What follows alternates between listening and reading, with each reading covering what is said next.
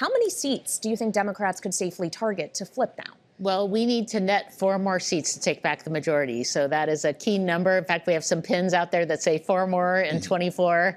We need 4 more seats to take back the gavels to make Hakeem Jeffries the Speaker of the House. So we are working hard across the country. We have 30 candidates. We call them our red to blue candidates. So they are looking to either keep open seats that we have or flip seats. And so incredible opportunities. And they're in New York and California and Iowa and Nebraska and Pennsylvania and Alabama. So all over the country, incredible opportunities. And we want a strong governing majority. So we're going to work hard to win as many as we can. Well, suddenly that seems like a real possibility that in a way did not 4 or 5 weeks ago. And the reporting has been pretty consistent that after the debate, the presidential debate, it was House members who started to fear the ramifications of Joe Biden staying in this race. It was Joe Biden's realization that losing the House in this next election was not an option. What does that say about the role your chamber is playing here in the Democratic Party and his decision to leave the race?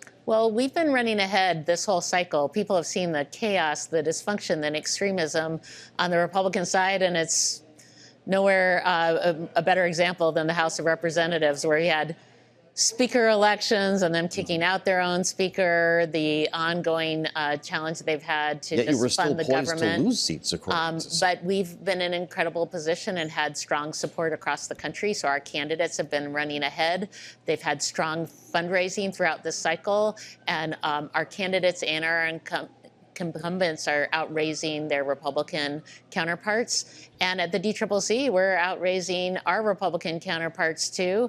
So we just raised $17.6 million last month, $6 million more than the Republicans. We have more cash on hand. So we're in a strong position. And when you take all the energy and enthusiasm that you see here in Chicago, you see that on the ground all across the country. Volunteers turning out to help knock on doors, to make phone calls. There's a huge amount of energy and enthusiasm, and we're seeing it in every part of the country, and that's going to be key to helping us win. Well, and we've been paying attention to a few specific demographic groups, the idea that Latino and Black voters may be more enthusiastic. Now, suburban women as well. We actually spoke earlier today with Tara Setmayer. She is CEO of the Seneca Project, who was trying to get women elected, Kamala Harris specifically, and she had this to say about mobilizing that vote.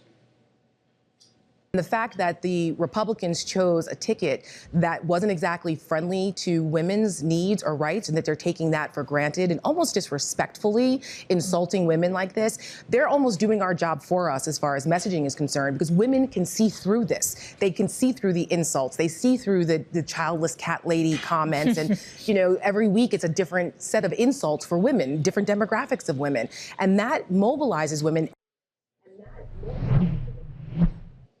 How is the DCCC looking at trying to target and mobilize that specific group of voters? Well, absolutely, she's right.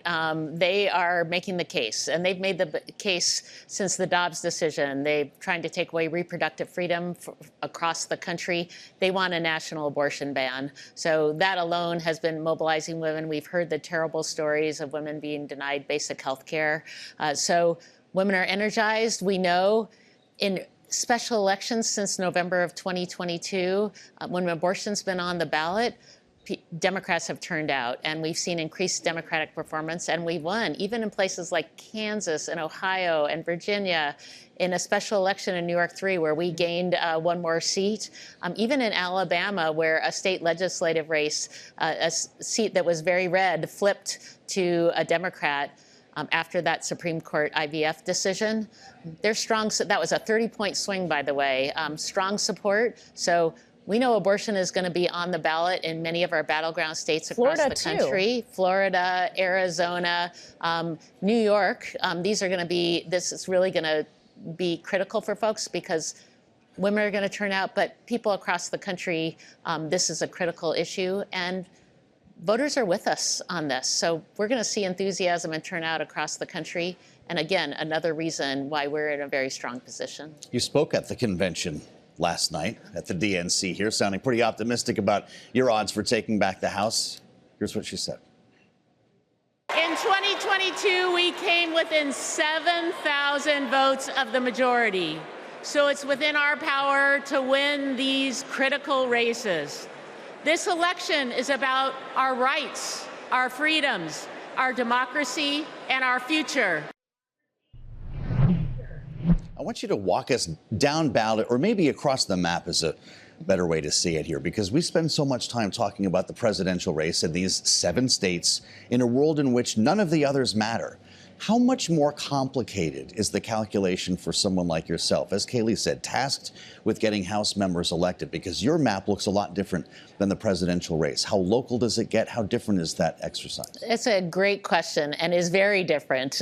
People think about the presidential, which is very focused on swing states, or the Senate, where it is very focused on a few races because they aren't all up every year. But we are up every 2 years. So our map is over 60 seats across the country, and we have important races in states that are blue, like New York and California.